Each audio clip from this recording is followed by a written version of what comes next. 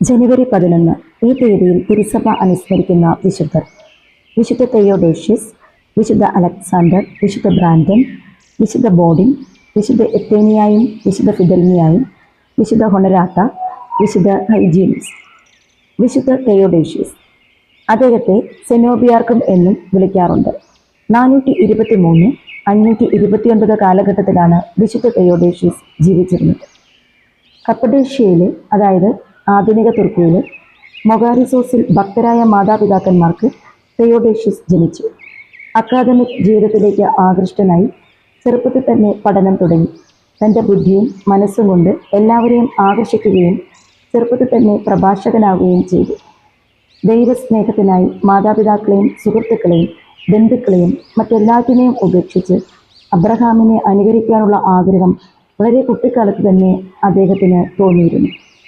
451 നടന്ന ഹോളിഫോർട്ട് ecumenical council of ചാൽസിഡോണിൻ്റെ സമയത്ത് തെയോഡോഷ്യസ് തൻ്റെ ആഹ്വാനപ്രകാരം വീട് വിട്ട് ജെറുസലേമിലേക്ക് പുറപ്പെട്ടു. വിശുദ്ധ സ്ഥലങ്ങൾ സന്ദർശിച്ച ശേഷം പ്രാർത്ഥനാ ജീവിതം നയിക്കാൻ അദ്ദേഹം തീരുമാനിച്ചു. അബോട്ട് ലോഞ്ചിനസ് എന്ന വിശുദ്ധൻ്റെ മാർഗനിർദ്ദേശം അദ്ദേഹം ചോദിച്ചു. തെയോഡോഷ്യസ് എത്ര വിശുദ്ധനാണെന്ന് ആളുകൾക്ക് അപ്പോഴേക്കും മനസ്സിലായി തുടങ്ങിയിരുന്നു. വളരെ ചെറുപ്പത്തിൽ തന്നെ സ്തൂപസ്ഥനായ വിശുദ്ധ ഷെമിയോനെ സന്ദർശിച്ച് ജീവിത രംഗങ്ങൾ മനസ്സിലാക്കി സന്യാസ ജീവിതത്തിന് തന്നെ തെയോഡോഷ്യസ് ഒരുക്കിയിരുന്നു. പലാഞ്ചിനോസ് എന്ന ഗുരുവിന്റെ കീഴിൽ ഏതാനും കാലം അദ്ദേഹം സന്യാസ ജീവിതം നയിച്ചിരുന്നു. തീർത്ഥാടകരുടെ നിരന്തര പ്രവാഹത്തിൽ നിന്ന് രക്ഷപ്പെടുവാൻ തെയോഡോഷ്യസ് മരുഭൂമിയിലേക്ക് പിൻവാങ്ങി. ഒരു പർവ്വത മുകളിൽ സ്ഥിര താമസമാക്കി. ഒരു ഗുഹയിൽ താമസിച്ചുകൊണ്ട് അവിടെ സന്യാസ ജീവിതം ഏകാന്തമായി നയിച്ചു വന്നിരുന്നു എന്നാണ് പറയപ്പെടുന്നത്. തെയോഡോഷ്യസ് ബെത്ലഹേമിനടുത്തുള്ള കാറ്റിസ്മസിൽ ഒരു വലിയ ആശ്രമം പണിതു. അധികം താമസിയാതെ Greece, Armenia, Arabia, Persia, Slavic രാജ്യങ്ങളിൽ നിന്നുള്ള സന്യാസിമാരാൽ അവിടെ നിറഞ്ഞു. ഒടുവിൽ അതൊരു ചെറിയ നഗരം ആയി വളർന്നു.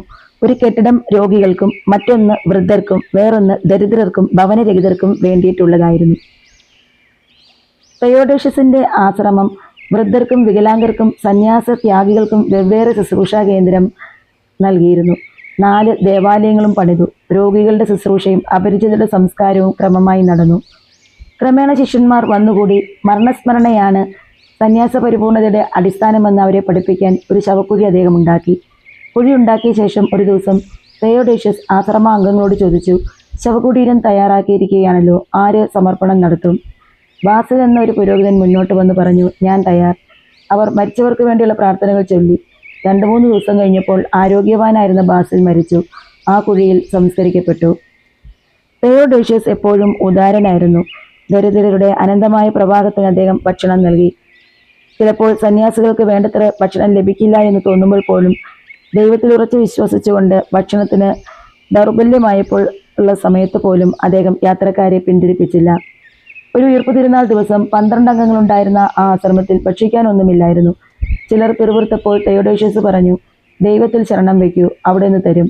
താമസിയാതെ ഭക്ഷണം എത്തി. വളരെ ശാന്തമായ ഒരു സ്ഥലമായിരുന്നു ആശ്രമം. സന്യാസിമാർ നിശബ്ദതയിലും പ്രാർത്ഥനയിലും ജീവിച്ചു. ജെറുസലേമിലെ ഗോത്രപിതാവ് കിഴക്കുള്ള എല്ലാ സന്യാസിമാരുടെയും തലവനായി തെയോഡോഷ്യസിനെ നിയമിച്ചു. സന്യാസികളുടെ തലവനായ തെയോഡോഷ്യസിനെ സെനോബിയാർക്ക് എന്നാണ് വിളിച്ചിരുന്നത്. സെനോബിറ്റിക്കൽ എന്നാൽ പൊതുജീവിതമുള്ള ആളുകൾ എന്നാണ് അർത്ഥം. ഇത് വിശുദ്ധ തെയോഡോഷ്യസിന്റെ സമൂഹത്തിൽ ചേർന്ന സന്യാസിമാരെ സൂചിപ്പിക്കുന്നു.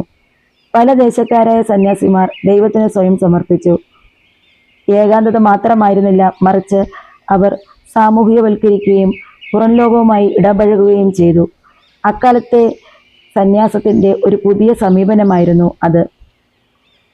അന്നത്തെ ചക്രവർത്തി ഏക സ്വഭാവവാദിയായിരുന്നതുകൊണ്ട് ജനങ്ങൾ വഴിതെറ്റാതിരിക്കാൻ ആദ്യത്തെ 4 സൂനകദോസുകൾ മുറുകെ പിടിക്കാൻ അദ്ദേഹം രാജ്യം മുഴുവൻ ചുറ്റി നടന്ന് ഉപദേശിച്ചു. വാർദ്ധക്യത്തിലെ ക്ലേശങ്ങൾ ക്ഷമയോടെ സഹിച്ചുകൊണ്ട് ജീവിതം സമാധാനത്തിൽ സമർപ്പിച്ചു. 529 106-ാം വയസ്സിൽ തെയോഡോഷ്യസ് മരിച്ചു. ജെറുസലേമിലെ ഗോത്രപിതാവും നിരവധി ആളുകളും അദ്ദേഹത്തിന്റെ ശവസംസ്കാര ചടങ്ങിൽ പങ്കെടുത്തു. സന്യാസിയായി ആദ്യം താമസിച്ചിരുന്നിടത്താണ് തെയോഡോഷ്യസിനെ അടക്കം ചെയ്തത്. ലോകത്തിൽ നിരവധി ആർഭാടങ്ങളുടെയും പ്രലോഭനങ്ങളുടെയും മധ്യേ സന്യാസ ജീവിതം വിശുദ്ധിക്ക് എത്ര സഹായകമാണെന്നുള്ള ഒരു ഉത്തമ ഉദാഹരണമാണ് തെയോഡോഷ്യസിന്റെ ജീവിതം.